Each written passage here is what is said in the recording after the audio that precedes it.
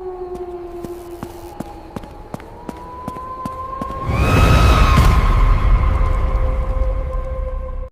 मूर्ति उसके हाथ में पहुंची। अचानक काले बादलों ने आसमान को घेर लिया। तेज बारिश शुरू हो गई और उसी समय एक भयानक बिजली सीधे विक्रम पर गिरी और वो बेसुध जमीन पर गिर पड़ा। तभी ना जाने कहां से दर्जनों गेंद और चील आकर उसके ऊपर मंडराने लगे।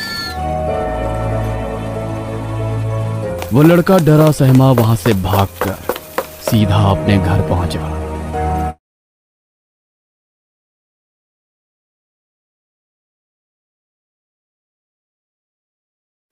रात के ठीक 12 बजे का समय था।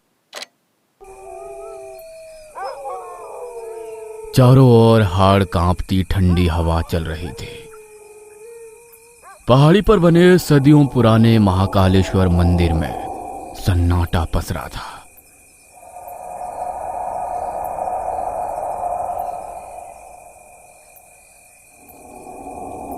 अचानक मंदिर के मुख्य पुजारी आचार्य सोमेश्वर के घर का दरवाजा खुला।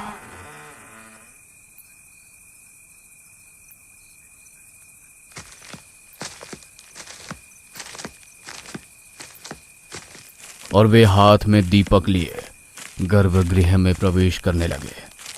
मंदिर के गर्भगृह में जाने के बाद उस भारी पत्थर के दरवाजे को उन्होंने भीतर से बंद कर लिया। विक्रम, जो पुजारी का ही बेटा था, उसने जब से होश संभाला था, हर अमावस्या वो यही दृश्य देख रहा था। पिताजी हर महीने सबके सोने के बाद ऐसे चोरों की तरह छुपकर मंदिर के अंदर क्या करने जाते हैं?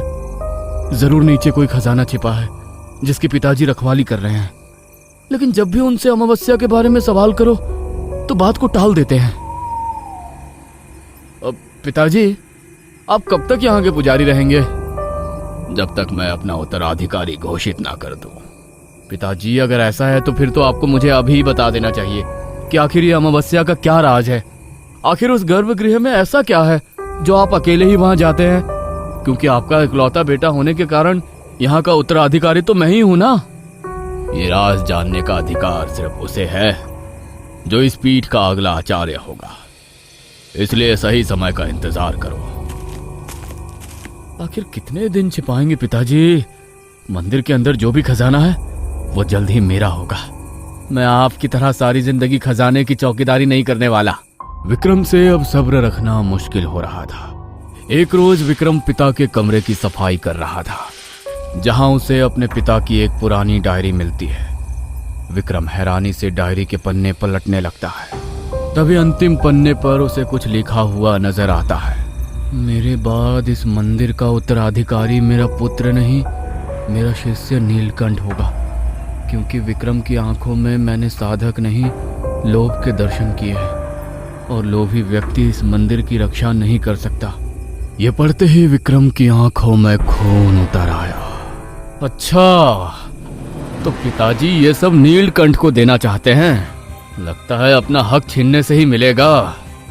विक्रम ने एक षड्यंत्र रचा और उसी रात उसने पिता के दूध में जहर मिला दिया। और अगली सुबह आचार्य अपने कमरे में मृत पाए गए। इधर उनके शिष्य उनके 13 दिन के अंतिम कर्म में व्यस्त थे और उधर तूफानी बारिश के बीच विक्रम दीपक की लौ को संभालते पहली बार गर्भगृह में पहुंच गया। आसमान में हर बार की तरह बादल गरज रहे थे। विक्रम ने पहले अपने पिता के कमरे से चाबी चुराई और फिर उसे लेकर गर्भगृह के विशाल पत्थर के दरवाजे को खोलकर अंदर प्रवेश कर गया। पिता के कमरे से चुराई गई चाबी से शिवलिंग के पीछे बनी गुप्त सीढ़ियों का दरवाजा खोला और तहखाने में उतर गया। उसकी सांस तेज चल रही थी। मन सोने चांदी के भंडार देखने के लिए व्याकुल था। तभी उसे वहां सैकड़ों साल पुराना एक लोहे का संदूक रखा नजर आया, जिस पर कुछ अजीब से मंत्र और चित्र उकेरे गए थे और लाल रंग का रक्षा सूत्र बांधकर उसे बंद कर दिया गया था। विक्रम ने जल्दी जल्दी वो रक्षा सूत्र हटाकर बक्सा खोल दिया, लेकिन अंदर का नजारा देख उसकी आंखें हैरत से खुली रह गईं। अंदर सिर्फ काले पत्थर की एक लगभग 1 फुट ऊंची मूर्ति रखी थी। उस मूर्ति का चेहरा इंसान जैसा था, लेकिन आंखें बिल्कुल जीवित थी। बस इतनी सी चीज, यही खजाना था जिसे इतने साल से सहेज रखा था पिताजी ने। जरूर ये मूर्ति में ऐसी बात है कि इसकी कीमत करोड़ों में होगी। कहीं ये सोने की तो नहीं? लालच ने एक बार फिर उसके मन में दस्तक दी और वो मूर्ति उठाकर अपने घर ले आया और अपने कमरे में आकर सो गया। आधी रात के बाद उसे घर में किसी बच्चे के रोने जैसी आवाज सुनाई देने लगी, जबकि घर में कोई बच्चा था ही नहीं। काफी देर तक नजरअंदाज करने के बाद आखिर में वो बिस्तर से उठा और कमरे से बाहर जाकर इधर उधर देखने लगा। तभी अचानक रोने की आवाज बंद हो गई। विक्रम अपने कमरे की ओर मुड़ा ही था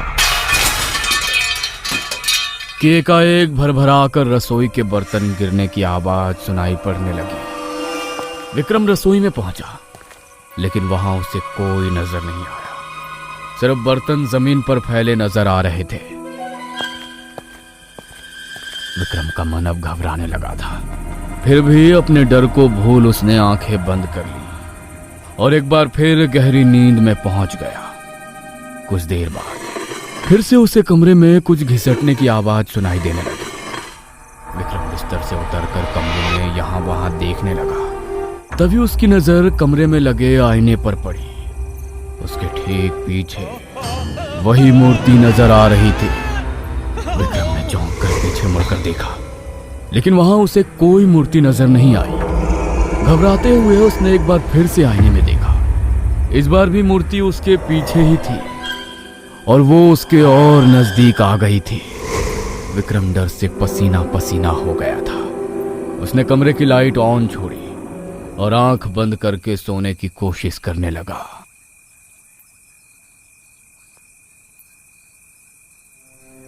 आखिर कर क्या रहे हैं आप? बार बार कभी कमरे से बाहर जाते हैं, कभी लाइट जला रहे हैं। सब ठीक तो है ना? पता नहीं आरती, मुझे ऐसा वहम हुआ कि वो मूर्ति आईने में मेरे पीछे खड़ी हुई है। तो आपसे किसने कहा था वो मनहूस शक्ल वाली मूर्ति को अपने घर लेकर आने के लिए? मुझे तो ऐसे ही मनहूस दिखाई दे रही है वो। मेरी बात मानो, उसे उठाकर या तो वापस मंदिर के तहखाने में रख कर आओ या फिर पहाड़ की चोटी से खाई में धकेल दीजिए। विक्रम ने पत्नी की बात सुनकर कोई जवाब नहीं दिया। शायद उसे पत्नी की बात अब सही लग रही थी।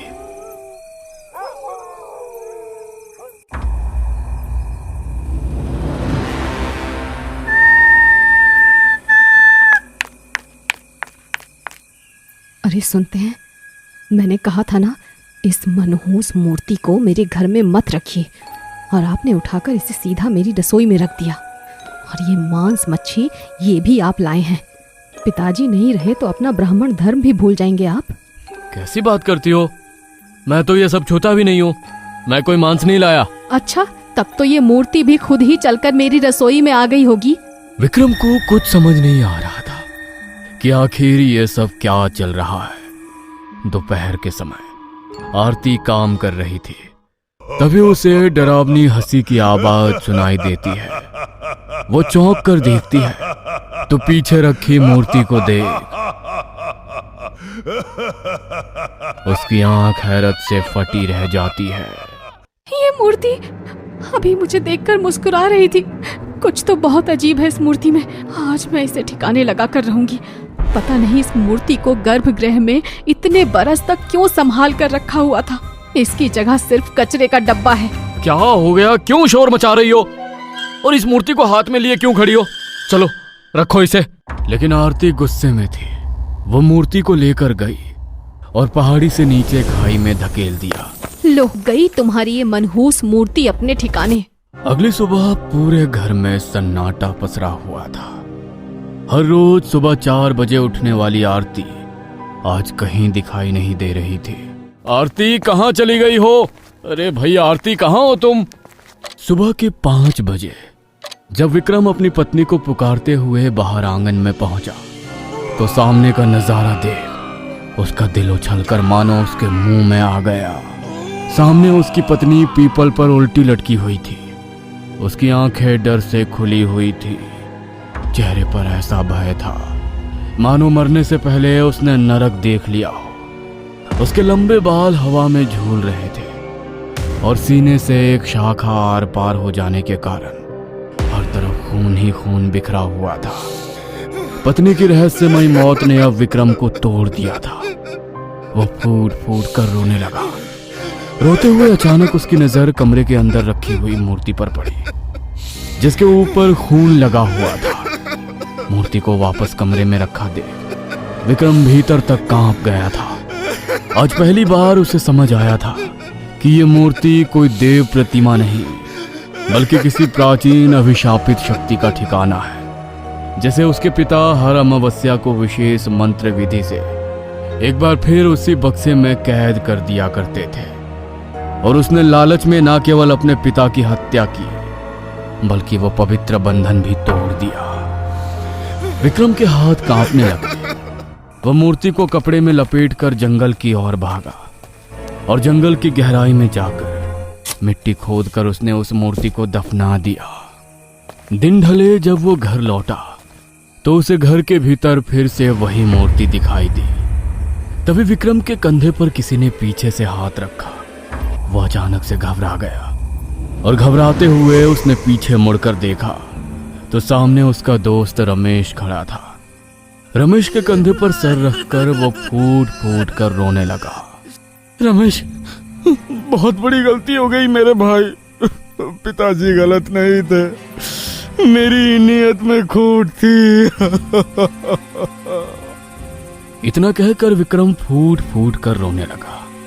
रमेश ने उसे रोने की वजह पूछी तो विक्रम ने उसे पिता की हत्या से लेकर मूर्ति मिलने और पत्नी की मौत तक की सारी कहानी कह सुनाई।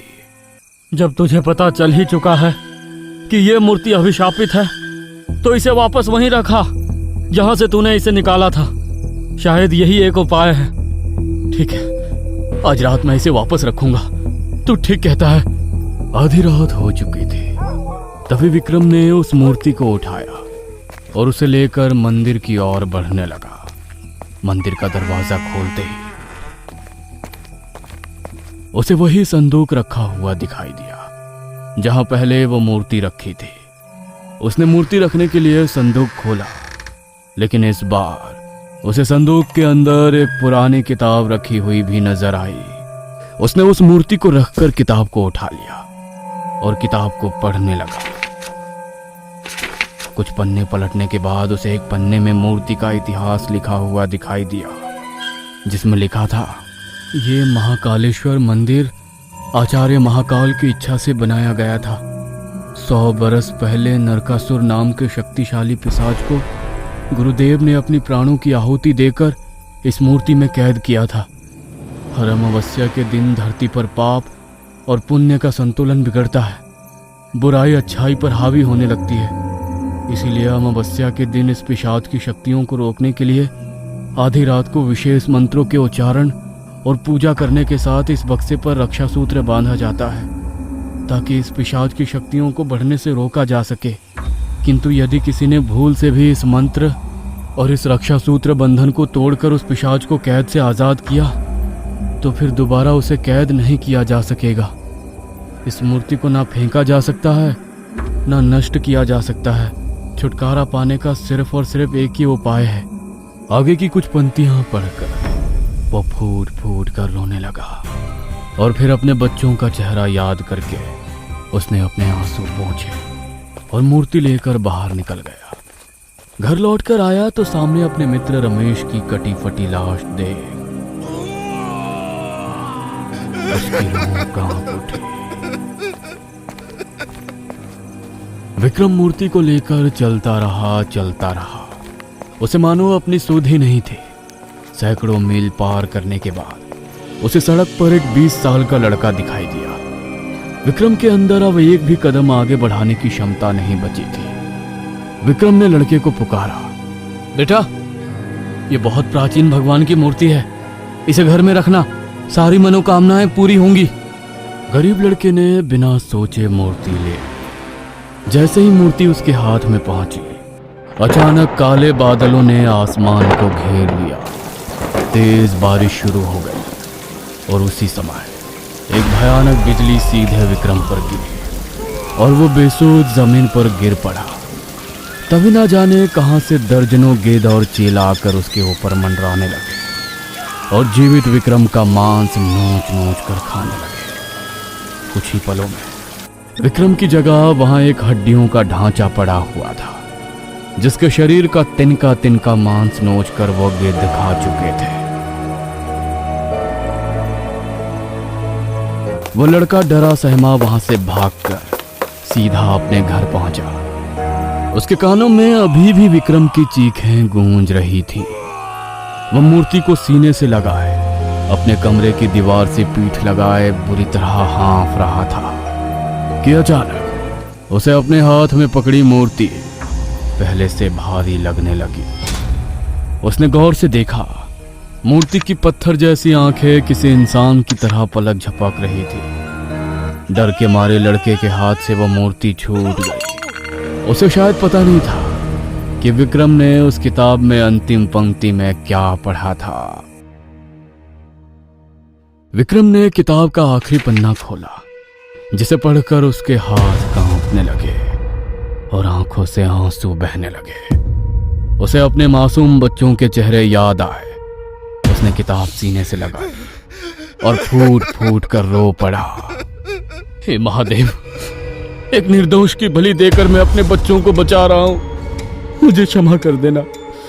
अपने लालच के कारण अपनी पत्नी और पिता को तो खो ही चुका हूं। अब इस दुनिया में सिर्फ मेरे बच्चे ही बचे हैं। अगर इस मूर्ति को खुद से दूर नहीं किया तो मेरे साथ साथ उन्हें भी मरना होगा।